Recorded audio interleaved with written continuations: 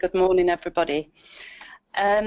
We wanted to create the most personalised process that we could imagine for people moving into a residential care home, from how they join the home, what happens right through to the end of life, and what was the very best that we could imagine. And if that's what we want to create with and for the individual, what does that mean for commissioners, providers, and of course looking at how person-centred practice could enhance our delivery of the process.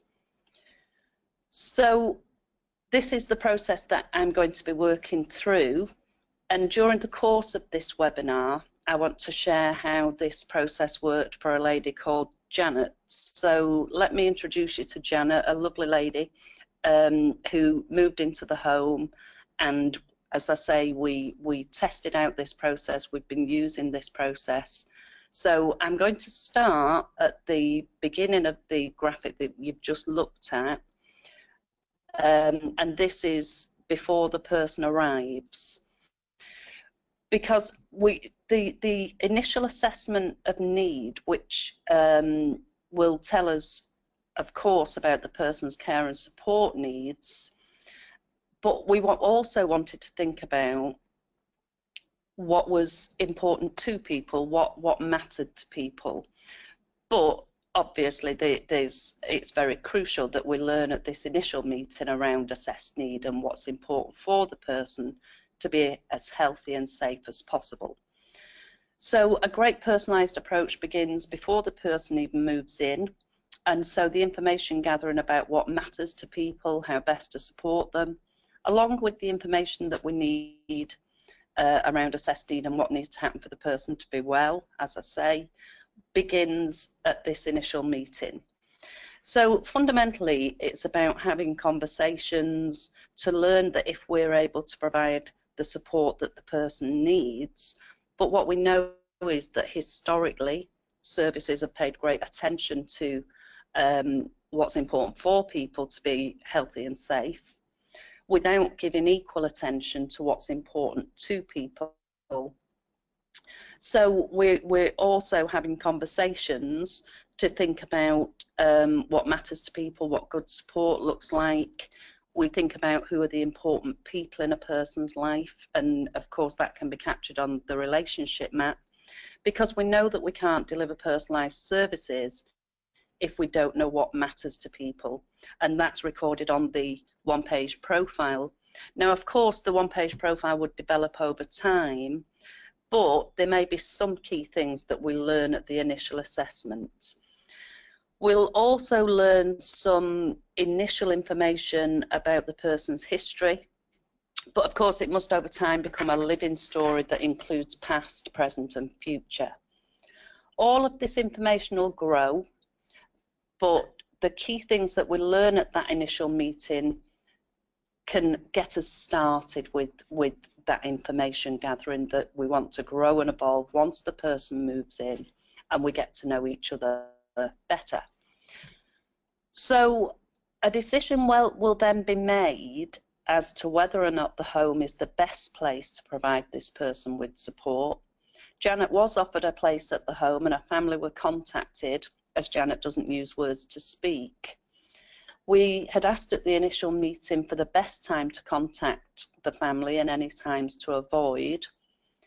What I would say though is that if we were not the right place to support the person, we'd send a copy of the draft one-page profile that we'd begun to develop to the person, so that they and the family have it to share with others that they may approach around providing support. So Janet and her family were sent a welcome pack before moving in, because we want people to have great information about life at the home.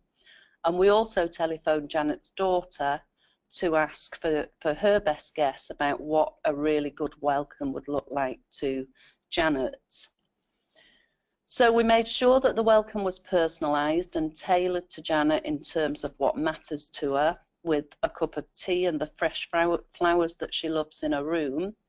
So whatever it takes to make the person feel really welcomed and comfortable, and we'd have learnt some of this as we met the person prior to moving in, and a team member would have been identified to greet the person and the family as they move into the home. Janet was matched to 3 or 4 potential team members who would have a key role in checking in often with her around how things were going, and that would people who'd also provide a familiar face, or if the person had any particular concerns that they wanted to talk through. These mini profiles which you see on the slide here were shared with Janet and her family members as she moved in, and they were all introduced to the team members that she'd been matched to during the early days of moving in. The final decision about who the person wants as their named team member will be made by the person once they've got to know people better, once they've got to know the team members that they're spending time with, and that'll happen after 6 weeks at the settling in meeting. This meant that all the staff were asked to develop their own one-page profiles, absolutely central to the self-directed support process. So we're matching based on hobbies, interests and personality characteristics, rather than what typically happens in many residential care homes for elders, where a key worker is simply appointed. We'd be exploring creatively how to keep going with things that matter to people in the community or relationships that matter to the person. We knew that Janet's faith mattered to her, and so we began thinking about what it would take to keep these things going outside of the home. The community circles connector chatted with Janet and her family about how a circle could offer support, and all of that happened during that settling in, during that moving in process over the first 2 or 3 days. We strive to be really focused on supporting a good life and delivering great support right from the beginning, using the one-page profile, having care and support plans which ensure people are as healthy, safe and well as possible, and which also describe in detail how best to support the person when providing care and support, whether that's around washing, bathing, being supported to eat a meal, or to go out for a walk in the park. The information that we capture has to be live, so it's continuously growing and evolving because we're always learning more detailed information from people. The team around the person would be using learning logs to keep learning and updating the one-page profile, care and support plans, because obviously there's a limited amount of information that we can gather early on, and we want to make sure that we keep learning more about the person and updating and further developing our information, which is at the team's fingertips in the daily file. This is one of Janet's learning logs, and what we learned was that it was important to her to be warm, and best support was ensuring that she had padding on the shower chair when she was being supported to shower, and avoiding spraying water near her neck and face. So the information from the learning log is taken based on what we learned about what worked well and what we needed to do differently about what didn't work well, and that updated either the one-page profile or the care and support plans. We also want to take a personalised approach with family members, so that'll include putting together a family communication plan, so as we know who to contact, their relationship to the person, and how best to contact them. The family communication plan also tells us the best times to ask family members to meet with us, who must be present at meetings and reviews, and how they want us to share information with them, whether that's email, whether it's paper notes. What Janet's family asked was that we sent photographs via text message when Janet was spending time with dogs in the home, because we'd learned early on that Janet loved dogs. This plan also tells us who to contact in an emergency and how, and there's also a column for any other relevant comments around communicating with the family. After 6 weeks, we have a settling in meeting with the person and the family to ask how are we doing in supporting you.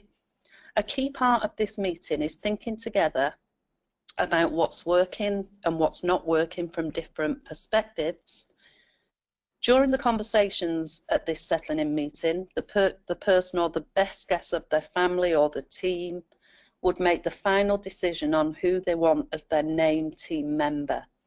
And that's the role that we may previously have referred to as key worker. And this team member would take particular responsibility for making sure that we're delivering the ideal service to the person and paying attention to what matters to them. The person would decide based on how they've experienced the team members they've spent time with during the initial weeks after moving into the home. And Janet's daughters felt that Hayley would be a good match with the mum because they both loved animals, and Hayley had a very quiet, gentle approach which really suited Janet. We also looked to the future during the meeting, thinking about hope and aspiration by asking the "if I could, I would" question. So we're identifying outcomes the person wants to be achieving over the next year. We make the decisions together, and the person or their advocates would lead the decision making around who they want to support them based on the interest the person wants to explore in the community or in the home. And we get started with the community circles because we know it's relationships that will make the critical difference to how well a person will enjoy their life in the home. What we learned from Janet's daughters through their best guesses was that Janet would love to reconnect with her faith community, and this became part of the purpose of her circle to make that happen.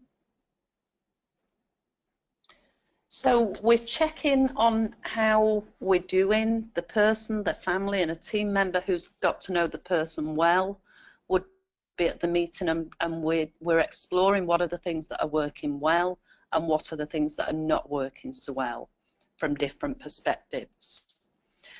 This is the working, not working analysis from Janet's meeting, and the function of this is to develop actions that will change what's not working, maintain what's working, and make life better for the person and their allies. One example from the conversation at Janet's meeting was that her daughter's best guess about what wasn't working for Janet was that she missed having a bath. And so actions were developed at this meeting to ensure that we would explore what it would take to have the necessary equipment to enable Janet to have a long soak in the bath. From those conversations at the settling in meeting, there was further information gathered to inform and update the one-page profile and care and support plans, as well as checking how we are doing in delivering on the family communication plan and thinking about the outcomes that people want to achieve. Asking different questions led to different conversations that led to a much more thorough understanding about what mattered to Janet, how she wants to be supported, and what she wanted to change or achieve. And this is the information that we need if we're to ensure that a person's support is tailored to their needs and aspirations. And that, of course, is the very bedrock of personalisation. So this is Janet's one-page profile. You get a real essence of who she is. The one-page profile has 3 sections: what people appreciate about Janet, what's important to her, and how best to support her. Without this information, people are much more likely to be treated as a clinical condition, and the dementia or frailty will always be seen first. Seeing a one-page profile as a new form to fill in and just asking people or their relatives what's important to you and how do you want to be supported is unlikely to lead to the rich information that we're looking for. The 3 questions described that form the one-page profile look deceptively simple, but experience tells us that asking them directly rarely works. The information has to be drawn out through conversation, learning about people in different ways, which is what happens at this 6-week settling in meeting. And a one-page profile is simply a way to structure how we record this information. So it's the record of what we've learned so far and conversation, not another service form to fill in. And I can't stress enough that it must grow and evolve with the person. The meeting also provided information about how Janet communicates. This is recorded onto a communication chart, And this is a way to make sure that everyone involved in supporting Janet is consistently responding to how she communicates. And of course, if people are to have the things that matter to them present in their life, we need to know how they're letting us know. At this meeting, we learned more about Janet's life story. We'd learned a little bit at the initial meeting, but we learned more here. And we also learnt more about what mattered to her. We learnt about her love of dogs and the many years that she'd spent breeding German Shepherd dogs. And as we can see from this photo of Janet with Lacey, her well-being's clearly enhanced as she finds so much pleasure in the company of dogs. The well-being outcomes identified at Janet's settling in meeting were to support Janet with her multi-faith by attending the service in the home each week initially, with a view to exploring how we could support Janet to go out and go to services in the community, to spend time with animals every week, and to go out into the fresh air in the garden when it's fine weather. There would be a programme of activities in the home too, and this wouldn't be typically what we see in activity programmes such as bingo, because the whole programme is individually designed around what matters to the people who live in the home, based on the one-page profiles and the things that the person may want to try, or things that people have enjoyed in the past that they may want to do again. This is Janet with one of the guinea pigs who are the pets at the home, but there's also an outside pet organisation who bring a whole variety of animals into the home. And this is a group activity that's aimed at the group of people living here who've identified that animals are important to them on the one-page profiles. Though, of course, others who live in the home are very welcome to join if they wish. Each month, the person, the family and the circle facilitator would meet to look at what's working and what's not working, because we're continually learning and reviewing the information that we're learning more rich information to add to the information that we've got. So this idea of keep learning and reviewing is at the heart of this process. So as I say, it means that we'd be looking at what's working and what's not working in relation to delivering on the one-page profile, the care and support plans, and to think about how we're doing in relation to the purpose of the circle and consider what we need to do next around this. Working, not working is one of the ways that we can frame that conversation, but we may also sometimes use another person-centered practice that we call the 4+1 questions, where we explore together over the last month, what have we tried, what have we learned, what are we pleased about, and what are we concerned about. So those are the 4 questions that we have conversations about, and once we've explored those 4 questions, we will then need to consider, well, given what we now know, what do we need to do next? And again, this would lead to developing actions that will move people towards their outcomes. One of the things that wasn't working at one of the monthly meetings was that Janet's daughters didn't feel that Mum was looking as good as she would like to, because being well dressed and looking good really matters to Janet. And one of the actions from the monthly meeting was to connect Janet with someone who could help with this. So this is Janet after having her hair set by Tina, who teaches hairdressing at the local college. And she's got to know Janet and her daughters, Karen and Lynn, through a community circle. So we're talking about supporting an ordinary way of living your life, which includes pleasure and purpose. We know that our quality of life is determined by the presence or the absence of those things that are important to us. And so, of course, we must have to take this into account when we're providing support. So one-page profiles are the first foundation stone of personalised supports, but equally it's not enough to just know this information. We have to be acting on it as well. Margaret's Roman Catholic faith is very important to her. We learned this in our conversations when we met to see how she was settling in. Margaret told us that she really missed receiving communion. So actions were developed to support Margaret to go to Mass and also receive the Eucharist in the home each week. Again, we further inform in the one-page profile. So this is Ken.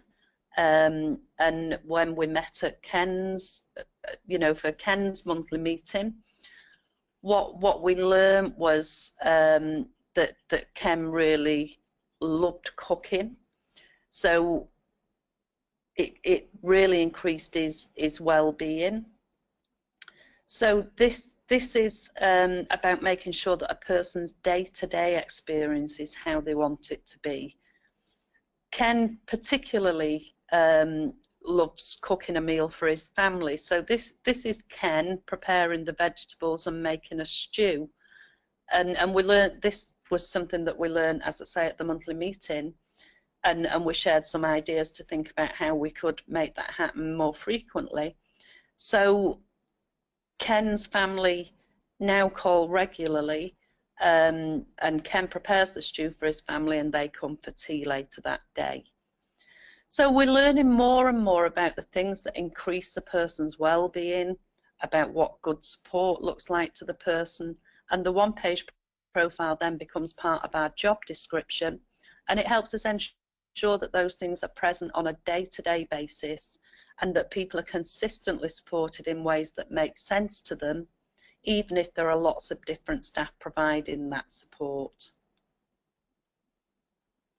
Again, around keep learning and reviewing, the person-centered review will be the next step. So we've had the monthly meetings, and then after 12 months, this is the stage where we ask the person and the families and allies to sit down with us, and this happens annually to review how it's going. And this is a more formal way of ensuring the information stays updated at the annual review. Although, of course, we set the environment and make the setting as comfortable as possible for the person and the family. So both the annual review and the monthly meetings would update the one-page profile and the paperwork and tell us if we need to change anything. It would update the outcomes if that's necessary. We'd go back to the communication charts to ensure they're fully up to date and accurate. Update the care and support plans, the life story if required, decision-making profiles or relationship map. The annual review gives us that opportunity to really check that all our information is up to date and to add any richer information that we can capture at this meeting. Again, we're looking at what's working and what's not working from different perspectives and developing actions to enhance what's working and to change what's not working. We'd also ask the if I could, I would question again at this annual review to identify outcomes, and all of this would lead to the development of clear actions that the team are responsible for delivering on. Not only would this person-centered review help the person stay in control and direct the service, it would also contribute to co-producing how the service changes and develops.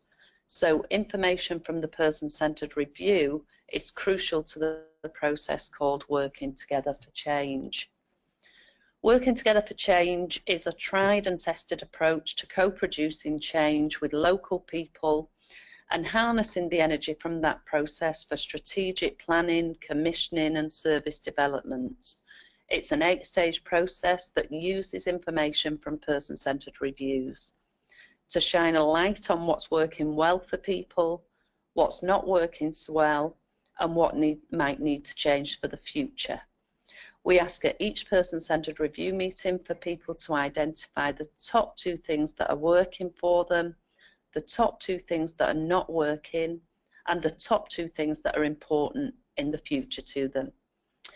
The Working Together for Change process was used in care homes across Flintshire, an inclusive workshop which brought together people living in the care home, their families, staff, managers and commissioners to analyse what each person living in the home had said were the top 2 things that were working, not working, and important in the future.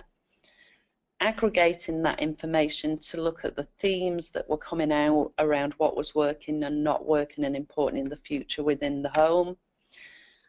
And this was again about building on the what's working, changing what's not working, and important in the future could inform strategic planning and commissioning. Some of the outcomes from that were that people using services and their families are put at the heart of the process so that commissioning is transparent and readily understood. The data generated routinely from person-centred reviews can be used alongside or as part of the joint strategic needs assessment to inform strategic commissioning. It gives us a strengthened thread of robust qualitative data, and it adds colour and individual voice. And there's also a clear and demonstrable link between what people said and what commissioners did. So it's the golden thread.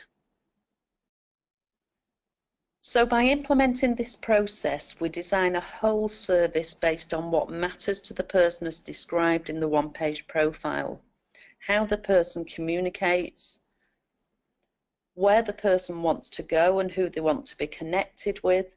We make sure the welcome reflects the person and the person has a period of time to settle in for us to get to know each other better and update the information so as we can deliver a really personalised service.